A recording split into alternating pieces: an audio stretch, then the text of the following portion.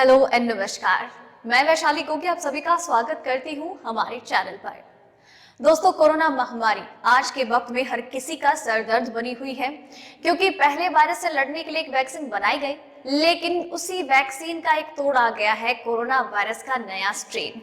जी हाँ दोस्तों, ऐसा कहा जा रहा है कि ये जो नया स्ट्रेन आया है वो आंतरिक तौर पर इस वैक्सीन को मात दे सकता है, और इसी के साथ ही वैक्सीनेशन भी शुरू हो गया है। और इस दौरान देश और दुनिया से लगातार तमाम खबरें सामने आ रही हैं, जो कभी पॉजिटिव होती हैं तो कभी नेगेटिव। इन अच्छी और बुरी खबरों में मैं आपको बताने वाली हूँ 5 महत्वपूर्ण खबरें। दोस्तों, पहली जो अपडेट है वो कोरोना केसेस को लेकर है। भारत में अब तक के सबसे कम कोरोना केस आए सामने। पिछले 24 घंटे में 9102 मामले सामने आए, 117 की मौत।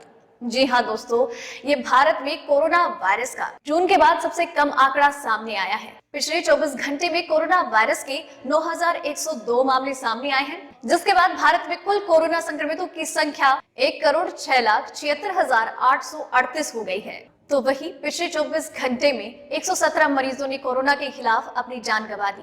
इसके बाद कुल मृतकों की संख्या 1,53,587 हो गई है। तो वही 1,03,45,985 मरीज इस वायरस को मात देकर अपने घर लौट चुके हैं।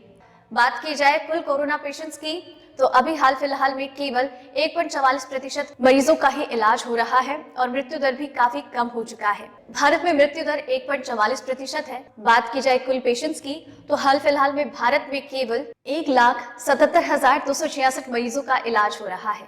दूसरी अपडेट, अमेरिका पहुंचा कोरोना वैक्सीन को मात देने वाला ब्राजील का सुपर कोविड स्ट्रेन। जी हाँ दोस्तों, अमेरिका कोरोना वायरस से सबसे ज्यादा पीड़ित देश है, जहां पर लाखों की संख्या में मरीजों ने जान गंवाई है, तो वही करोड़ों की संख्या में इस देश में कोरोना पेशेंट सामने आ रहे हैं। अब ऐसे में कोरोना का एक नया स्ट्रेन पहुंच चुका है अमेरिका में। दरअसल ये स्ट्रेन ब्राजील में पनपा कोरोना का वो स्ट्रेन है जो कि बहुत ही ज्यादा घातक और खतरनाक है।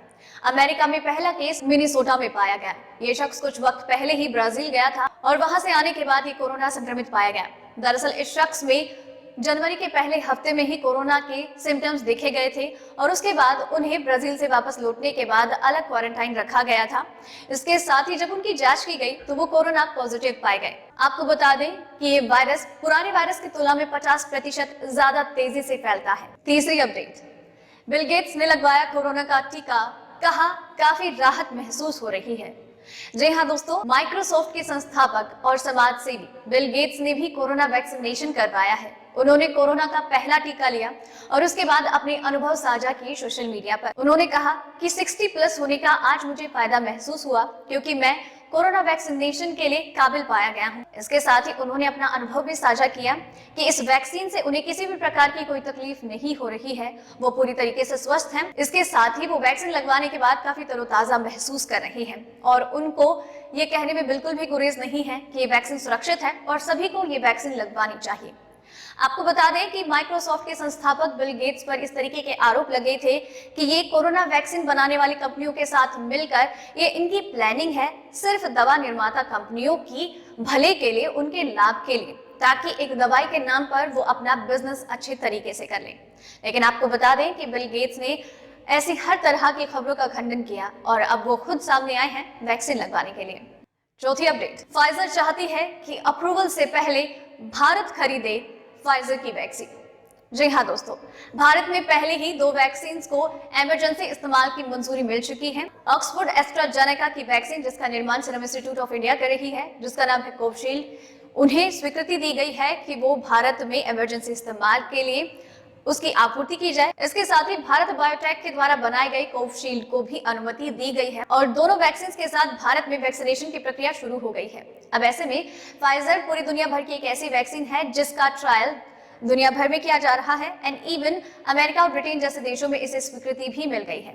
अब ऐसे में फाइजर ने ऐसा कहा है कि वो भारत में अपने ट्रायल की अनुमति तभी देंगे जब भारत उन्हें इस बात का भरोसा दिलाती है कि वो फाइजर की वैक्सीन खरीदेगी ही खरीदेगी। उन्होंने कहा है कि बिना भारत के इस वादे के कि वो वैक्सीन को खरीदेंगे, वो किसी भी प्रकार के ट्रायल के लिए बिल्कुल भी तैयार नहीं है।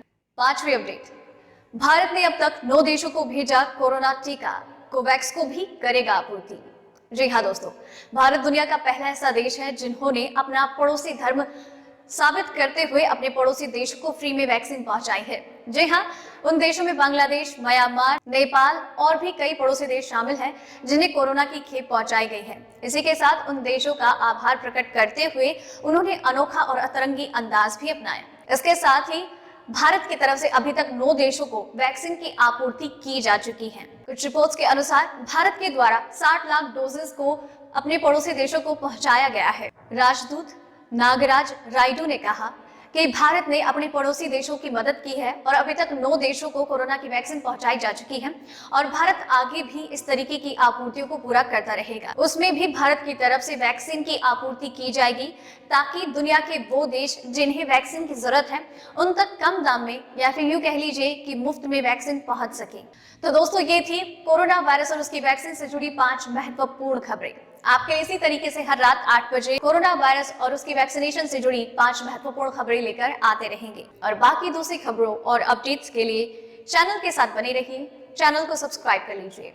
धन्यवाद।